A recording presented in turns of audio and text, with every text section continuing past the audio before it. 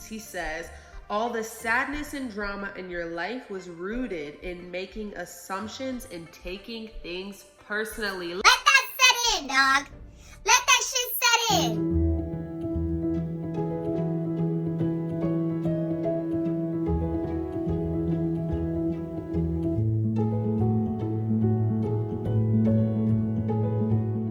So today, y'all, we talking the 4 agreements. We gonna get into it. I'm not taking too much of your time up. Y'all know 10 to 15 minutes max. So let's get into it. Okay, so we're gonna get into the 4 agreements. What are they? The first agreement is be impeccable with your word. The second agreement is don't take anything personal. The third agreement is don't make assumptions. The fourth agreement is always do your best. I just want to throw this out there. I encourage you, get the book, listen to the audios. I'll link the audio version below so you got no excuse. These can change your life. They will change your life. So class is in session, y'all. If you with me right now, if you fuck with me, you excited about this, before the video even starts, drop a number 7. So let's get into it. Our words are so powerful. We've talked about it before. The intent behind our words is super powerful as well. So he talks about the misuse of our word, you know, the negative words, the things, the bad things that you're saying being considered black magic, right? Which is very interesting to me, because when you think about it, you genuinely do cast spells with your words. You can cast good spells and you can cast bad spells. He gives an example in the book of a mother, you know, she's having a bad day, this, that, and the third. The daughter comes home, she's singing, she's loud, she's excited, and her mom tells her that she has a ugly voice, something like that. And the daughter then moving forward, of course she doesn't want to sing anymore, but then she also doesn't even like to talk after that. So just imagine how powerful those just couple words were. Or when you tell somebody that they're ugly, or you tell somebody that they're stupid, don't co-sign on it. If you internalize it, that means you believe it. Don't allow people and their words to really penetrate you. So that's something that I'm working on. I'm working on all of these. Still, it's a practice, and he talks about that in the book as well. But be able to communicate properly, be able to, you know, when you feel a way, speak up, be able to say yes, be able to say no. Whatever the situation may be impeccable with your word. Be mindful of the words that are coming out of your mouth. Coach Stormy, I love her. She talks a lot about, you know, when she speaks, you listen. She's speaking truth. She's speaking to, you know, educate you, or anything that comes out of her mouth is of value. So that's really important to me, and that's something that I've been practicing, because about a year ago, I'd say, that I realized that I had this social anxiety where, like, when the room was silent, I would talk, because I just felt awkward in this awkward silence. So I would say something. Now I don't give a shit. We can sit in the room and I'll focus on my breath for fucking an hour. It doesn't matter to me. But that's just something to be mindful of. So let's get into number 2.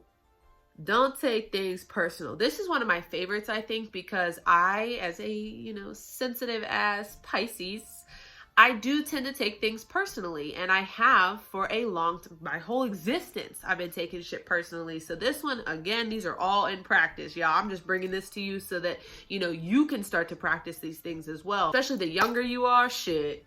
Y'all, when I am like 45, not even 45, I'm 22 right now. When I'm 30, I'm unstoppable now. But wait until I've mastered these skills. Oh my God, you won't be able to fuck with me, dog. I'm so excited. Anyways, so don't take things personally. I realized from this book, and a key takeaway for me, when you take something personally, you co-sign on that poison. He calls it poison. And I love that, because it is creating a poison within your body. Taking things personally is the biggest form of selfishness, which it's self-explanatory, y'all. You think you taking everything personally. Oh, it's all about me. Ain't shit about you. It's literally not about you at all. It's the complete opposite. It's everything to do with them and nothing to do with you. He talks about, If you don't take things personally, life gets a hell of a lot easier. So we gonna get to the next one, y'all, but declare this. Declare that I don't take things personally, because I know that it's not my programming. You know, it's their programming, especially if they're, you know, projecting their fears or insecurities onto you. You got to learn how to, you know, navigate that and understand that, oh, when somebody's calling you this or saying this, it's really how they feel internally. We're going to move on after we declare this. Write this down. I mean this for real. If you don't write anything or take anything from this video, God damn, my nose itches. If you don't take anything else from this video, declare this. I don't take things personally, and I am not responsible for other people's actions. Moving on. Number 3, don't make assumptions.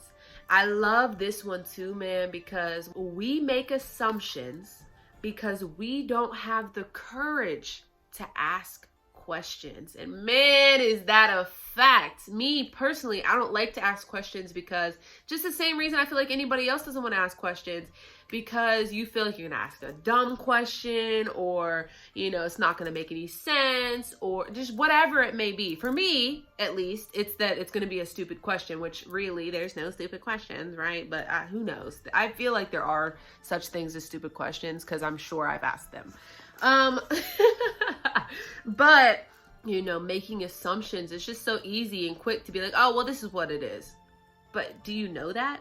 Do you know that for sure? And he talks about, this is one of my favorite key points. He says, all the sadness and drama in your life was rooted in making assumptions and taking things personally. Let that set in, dog. Let that shit set in.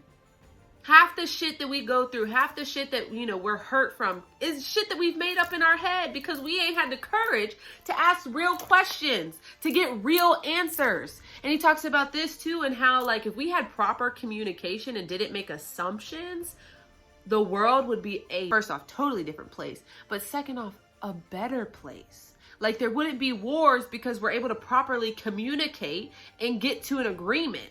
You know what I'm saying? So that was a huge one for me. Totally changed the game. And making assumptions now, when I'm like assuming something, I'm like, well, I can't assume, you know, I can't assume this.